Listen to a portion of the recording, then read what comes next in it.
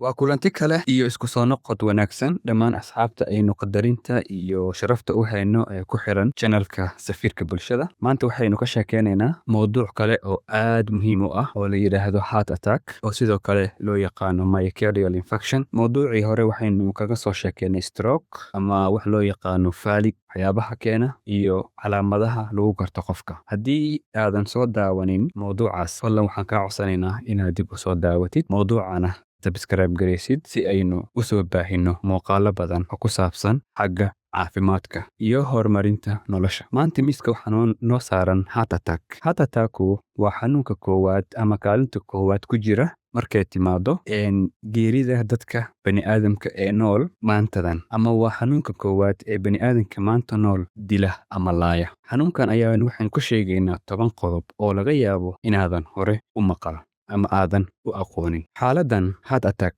haddii Soomaali loo fasirana wadna qabadka degdega ah ayaa la yiraahdaa. Waa xaalad caafimaad oo ayadana degdeg ah oo aanan hore loogu sii xisaabtamin. Waxayna imaataa marka wadnuhu uu gaari waayo dhiigga oksijiinka. Badanaa waxay ku timaadaa marka uu xirmo mid ka mid ah xididada halbowlayaasha wadnaha. Haddii uusan jirin qulqul dhiig oo joogto ah, qaybo ka mid ah murqaha wadnaha ayaa bilaabi kara in ay dhintaan. Tani waxa ay ka horjoogsanaysaa wadnaha in uu bamgareeyo dhiigga si caadi ah. Waxaan rabaa inaan idin sheego 10 qodob oo ku saabsan wadna qabadka degdega ah ama wax loo yaqaano heart attack oo aynu sheegnay sidoo kalena in loo yaqaano myocardial infarction. Qodobka koowaad, inta badan heart attack ama waxa loo yaqaano wadna qabadka degdega ah waqtiyada ugu badan oo uu dhaco waa subaxa aroorti laga bilaabo 6 aroornimo ilaa 9 barqanimo inta u dhaxaysa. Macnaha waa waqtiyada ugu caansan ee qofku uu la kulmi karo ama uu ku soo boodi karo wax loo yaqaano heart attack. Qodobka labaad, dumarka iyo ragga ku calaamada ma aha marka ay timaado wadna qabadka degdega ah, oo waxa laga yaabaa ragga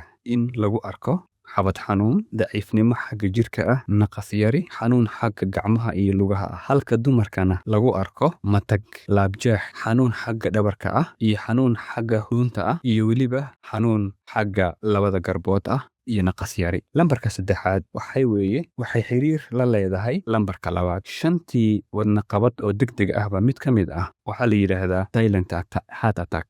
Macnaheedu waxa waaye wadna qabadka qarsoon oo macnaheedu yahay wax calaamada ah oo lagu arko qofka ma jiraan. Asagoo iska caafimaad qaba ayuu hal mar sarjooga ka dhacaa. Qodobka afaraad waxa heart attacku waxa uu dhacaa markii xididada dhiigga iyo oksijiinka geeya ay xirmaan. Markii heart attacku yimaado oo qulqulka dhiiggu yaraado, waxaa sidoo kale dhimanaya unugyadii murqaha ee wadna. Lambarka shanaad, magaca kale ee heart attack loo yaqaano sida aan sheegnay waa myocardial infarction. Lambarka lixaad, shaqo joojinta wadnaha oo loo yaqaano heart failure waxa uu sidoo kale saameeyaa keliyaha, sababtoo ah ma jiro dhiig quman oo uu wadnuhu geynayo xagga keliyaha ama uu u bamgareynayo xagga keliyaha. Lambarka toddobaad, dadka kalinoolayaasha ama keligood nool ama dadka ka go'an ayaa laba jibaar halis u jira wadna qabadka degdega ah. Lambarka 8aad, waxaa jira waxyaabo aan sax ahayn oo laga aaminsan yahay heart attack oo ama aanan ahayn waxa uu dhacaa subaxa Isniinta, laakiin wax jiro ma aha